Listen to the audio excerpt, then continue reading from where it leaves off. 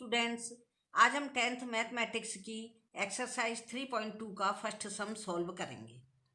From the pair of linear equation in the following problems and find their solution graphically.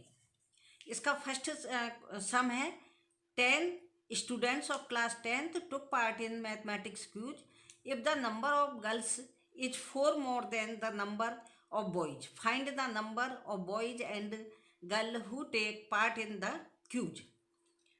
क्या है कि निम्न समस्याओं में रेखीय समीकरणों के युग्म बनाइए और ग्राफीय विधि से उनका हल ज्ञात कीजिए। इसमें क्या है कि कक्षा 10th के 10 छात्रों ने एक मैथमेटिक्स क्यूज में पार्टिसिपेट किया।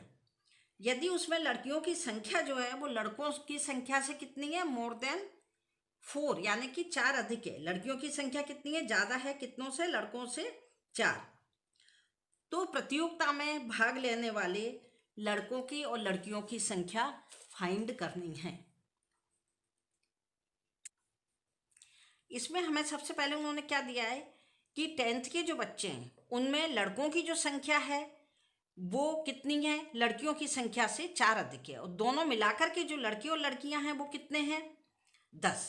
तो सबसे पहले हम इसमें क्या लिखेंगे, मान लेंगे कि दोनों में मैं लिखवा रही हूं आपको, let the number of boys by कितनी है, x, और let the number of girls by कितनी है, y। यानी कि हम दोनों को ही मान लेंगे। माना कि लड़कों की संख्या कितनी है, x, और लड़कियों की संख्या कितनी है, y। अब इन्होंने क्या कहा है कि लड़के और लड़कियों दोनों की संख्या मिलाकर के कितनी है, 10। यानी x हमने लड़कों की संख्या लिख दी और y हमने गर्ल्स की लिख दी, तो दोनों मिलकर के कितने हो गए, 10। ये हमारा कितना हो गया, इक्वेशन फर्स्ट। ये इक्वेशन फर्स्ट हमारा बन गया। अब हमें दूसरा उन्होंने आगे क्या दिया है कि जो लड़कियों की संख्या है यानी जो गर्ल्स हैं वो कितनी है, number of more than 4 boys, यानी कि वो लड़कों से कितनी है, 4 ज़्यादा, यानी कि जो y है वो कितना है, लड़कियों से, लड़कों से कितनी है, जो y यानी क्या है, गर्ल्स। x कौन माने हैं हमने, बॉयज। तो जो गर्ल्स हैं वो बॉयज से कितने हैं, मोर देन 4। ये हो गया हमारा सेकंड इक्वेशन। हम इसको इस तरह भी लिख सकते हैं कि x को पहले लेके आएंगे तो पहले क्या आ जाएगा, -x, फिर प्लस के y आ जाएंगे, फिर =4 आ जाएगा।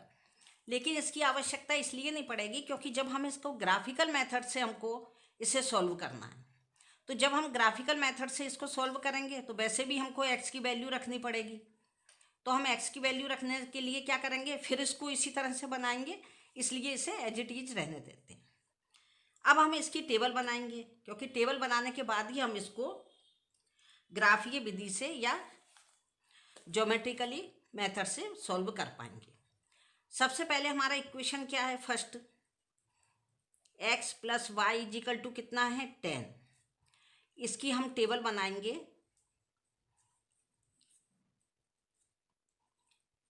तो हमने आपको पहले भी 3.1 में सब में बताया है, तीनों सब में, कि हम x की वैल्यू रखते हैं तो हमें y की वैल्यू फाइंड होती है। x की वैल्यू यदि हमारी कितने रख लेते हैं हम x की वैल्यू में, जो 10 है, तो अब हम यानी कि 2 डिजिट नंबर में रख सकते हैं। तो यानी हमने x की वैल्यू 5 रखी तो हमारे y = कितना आ गया, 10 - 5। जे x इधर है, इधर आके माइनस हो जाता तो इसकी वैल्यू भी इधर माइनस हो गई, तो y = कितनी हो गई, 5। यानी हमने वैल्यू कितनी रखी, 5, तो 5 आ गई क्योंकि 10 में से 5 माइनस हो गए, 5 आ गए। हमने एक वैल्यू जे रखी। सेकंड वैल्यू हम क्या रख रहे हैं, वही x + y + = 10। अब x की वैल्यू हम 6 रख लेते हैं। यहाँ आ गए 10, तो y = 6, इधर आके क्या होंगे, माइनस के, तो y = कितने हो गए, 4। जब हमने 6 वैल्यू रखी तो कितने आ गए? 4। अब इसी तरह से हम इसकी सेकंड इक्वेशन का दोनों बनाते हैं। सेकंड जो इक्वेशन है हमारा, इसकी दोनों सेकंड इक्वेशन क्या है? y इजिकल टू कितना है? x plus 4। ये हमारी फर्स्ट बन गई थी टेबल, ये सेकंड हो गई। अब इसमें हम y की वैल्यू क्या रखें? हमको 5 से 1 से 10 तक के भी मार्क्स नंबर आ जाते हैं तो कोई दिक्कत नहीं है, इसमें हम 1 रख लेते हैं। तो y इजिकल टू हमारा कितना आ गया? 5। यहाँ हम इसकी टेबल अभी बना के बताते हैं आपको। एक नंबर आ गया हमारा 5। दूसरा हम क्या बनाएंगे? y equal to x plus 4। यहाँ हम x की वैल्यू 2 रख लेते हैं तो ये क्या आ जाएगा? 4 है तो y इजिकल टू कितना आ गया? 6। अब यहाँ हम इसकी टेबल बनाते हैं।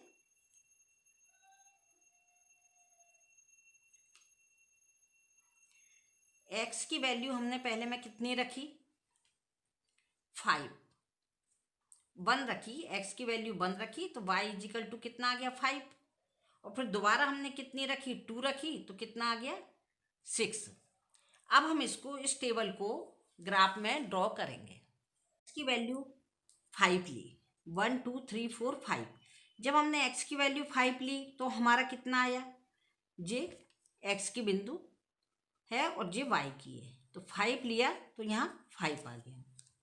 फिर हमने टेबल के अकॉर्डिंग 6 लिया। जब 6 लिया तो कितना आया? 4।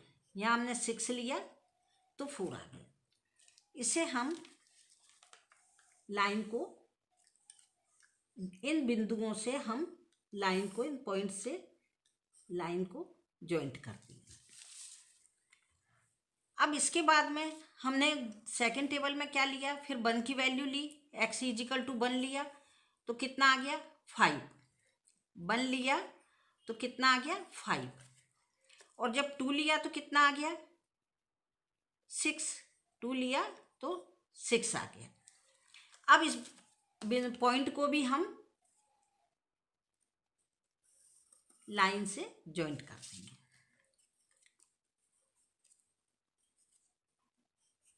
ये फर्स्ट टेबल क्या थी हमारी? फर्स्ट जो इक्वेशन बना था वो था x plus Y equal to 10, और सेकंड जो हमने बनाया था वो था y equal to x plus 4।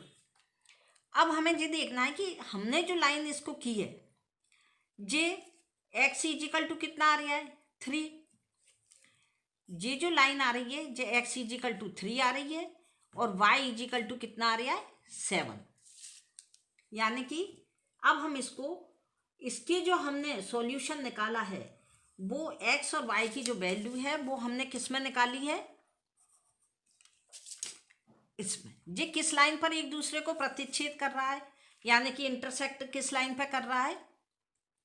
x equal to 3 और y इजिकल टू 7।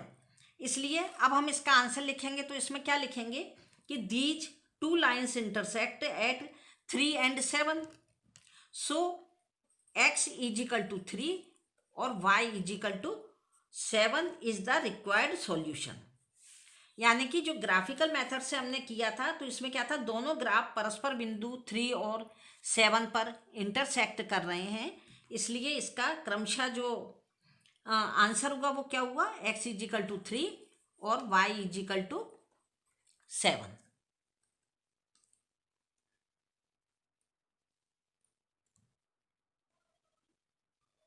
3.2 का फर्स्ट क्वेश्चन का सेकंड सम सॉल्व कर रहे हैं। 5 pencil and 7 pen together cost ₹50, whereas 7 pencil and 5 pens together cost ₹46. Find the cost of 1 pencil and that of 1 pen.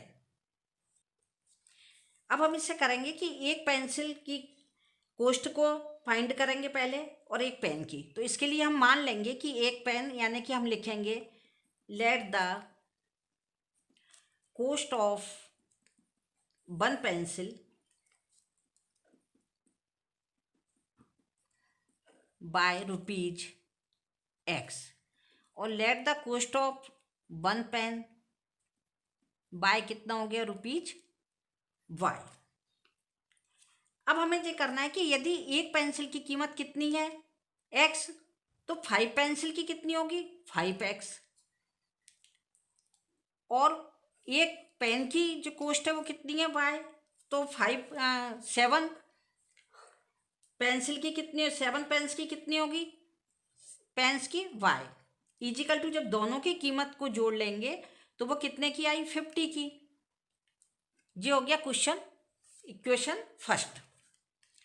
अब हमें दोबारा उन्होंने फिर क्या कहा है कि यदि 7 तो ली उन्होंने पेंसिल और 5 लिए पेन्स, तो वो दोनों की कीमत कितनी हो गई 46। ये हमारा फर्स्ट इक्वेशन बन गया और ये सेकंड इक्वेशन बन गया। अब इसे हम ग्राफ में ड्रॉ करने के लिए पहले की तरह ही इसकी टेबल बनाएंगे। सबसे पहले हम इक्वेशन क्या लेते हैं, फर्स्ट 5x + 7y = 50। सबसे पहले हमें ये देखना है कि हमें x की ऐसी वैल्यू रखना है जो कि इधर आने के बाद में 5 से उसका मल्टीप्लाई हो, और जब वो राइट हैंड में आती है तो वो 50 में से माइनस हो, और 50 में से माइनस होने के बाद में वो 7 से डिवाइड भी हो। तो सबसे पहले हमें इसमें यह देखना पड़ेगा कि हम 1 रखते हैं तो कितना होगा 5 बन जा 5 को इसमें से माइनस करते हैं तो 45, जो 7 से डिवाइड नहीं हो रहा है। फिर हमने 2 रखे तो 2 कितने हुए 5 2 जा 10, 50 में से 10 माइनस हुए तो 40 हो गए, तब भी वो नहीं हो रहा है 7 से डिवाइड। फिर हम 3 रखते हैं तो 5 3 जा कितने होते हैं 15। 15 को यदि हमने 50 में से डिवाइड किया तो यहाँ पे कितने हो गए 50 - 15 यानी 35 आ गए। ये 35 क्या है, किससे डिवाइड है 7 से, तो यहाँ पर आ गया 5। ये हमने एक टेबल जो बनाई है इसकी, उसमें सबसे पहले हमने x की वैल्यू कितनी रखी 3। यदि हमने x की वैल्यू 3 रखी तो y = हमें कितना फाइंड हो गया 5। अब इसी तरह से हम दोबारा इसकी वैल्यू रखते हैं 5 × x की वैल्यू हम कितनी रखें यहाँ पर कि हमें वो 7 से कितने 50 से डिवाइड हो सके। तो इसमें हम कितनी वैल्यू रखते हैं, वही हमने देखा 1 रख रहे हैं 2 रख रहे हैं 3 रख रहे हैं 4 रख रहे हैं, तो इस तरह नहीं होगी, तो हमने इसमें -4 रख लिए। -4 हमने रखे तो ये कितने होगा -20, क्योंकि हमें 7 से डिवाइड करने वाले नंबर चाहिए। ये यहाँ पर आकर के क्या हो जाएगा प्लस के 20, तो ये कितने हो गए 70, और 70 जो है वो किससे डिवाइड हो जाएंगे 7 से, इसलिए यहाँ पे 10 आ जाएंगे। तब हम क्या करेंगे कि यहाँ पे अब हमने इसकी वैल्यू कितनी रखी -4, तो कितने आ गए हमारे प्लस के 10। अब हम इसकी वैल्यू सेकंड की भी वैल्यू रखेंगे। सेकंड की वैल्यू में क्या रखेंगे हम 5, पहले यहाँ पर हम सेकंड की टेबल बना लेते हैं। x की वैल्यू क्या रखेंगे 7x + 5y = 46। यहाँ पे भी हमने 7 की वैल्यू यदि 3 रखते हैं तो क्या होगा जो 21 हो गए। 21 यदि इसमें से अपन माइनस कर देते हैं तो आ जाएंगे 25, और जो 25 होते हैं वो 5 से डिवाइड हो जाएंगे, इसलिए ये कितनी आ गए 5। हमने वैल्यू कितनी रखी थी 3, वैल्यू रखी तो 5 आ गए।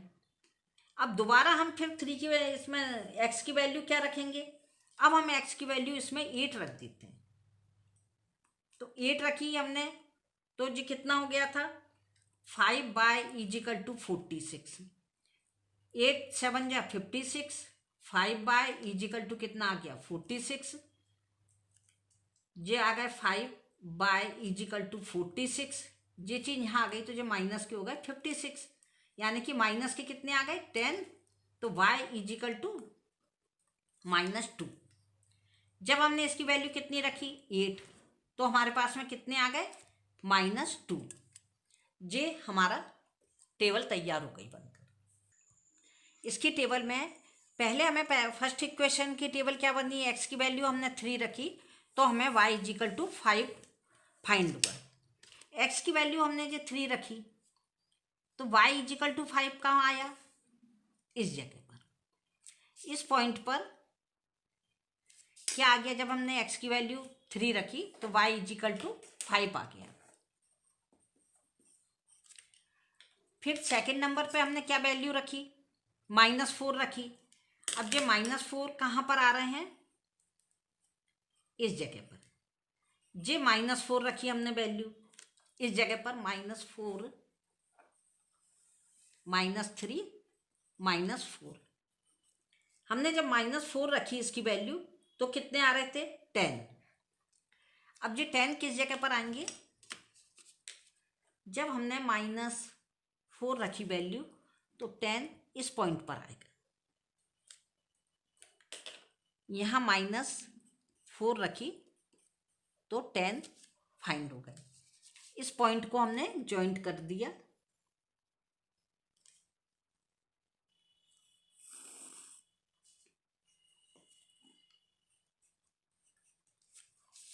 ये फर्स्ट इक्वेशन कौन सा बना था? 5x + 7y = 50। सेकेंड टेबल कौन सी थी? जब हमने x की वैल्यू 3 रखी तो हमें 5 फाइंड हुए। x की वैल्यू हमने 3 रखी तो हमें 5 फाइंड हुए। ये भी इसी में लिखना है हमें। और दोबारा हमने वैल्यू कितनी रखी थी इसकी? 8। जब 8 रखी तो हमें कितने फाइंड हुए? -2। ये तो हमें एक बार हो गया, दोबारा हमें हो गया ये -2। कितनी रखी थी? 8 रखी तो -2 फाइंड हो गए।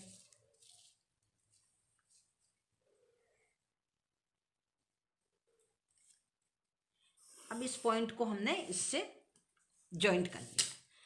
जब हमने इस पॉइंट को दोनों को जॉइंट किया तो ये हमें किस पॉइंट पर एक दूसरे को प्रतिच्छेद कर रहे हैं या बाइसेक्ट कर रहे हैं? ये बाइसेक्ट किस पे कर रहे हैं? 3 और 5 पे। यानी कि ये 3 है, ये 5 है, y = और ये 3 है। ये हमें 3 और 5 पे क्या कर रहे हैं? बाइसेक्ट कर रहे हैं, इंटरसेक्ट कर रहे हैं। इसलिए हम अब इसका जब आंसर लिखेंगे तो क्या लिखेंगे कि दोनों में मैं आपको लिख के बता देती हूँ, हिंदी और इंग्लिश में। चूंकि दोनों ग्राफ बिंदु 3, 5 बिंदु पर एक दूसरे को प्रतिच्छेद कर रहे हैं,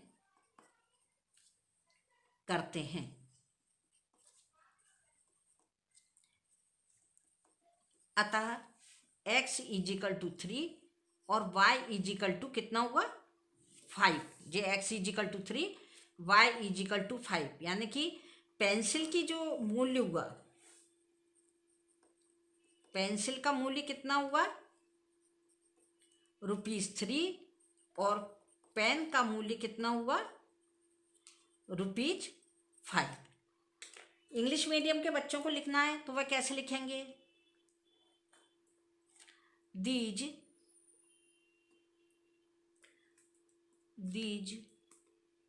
2 lines intersect at 3 and 5, so x = 3 और y = 5। जी क्या आ गई? दोनों पॉइंट हमको आ गए। इसलिए द कोस्ट ऑफ, यहाँ पे आंसर में लिखेंगे the cost of one pencil is ₹3 and one pen cost is कितनी हो गई? Cost is ₹5।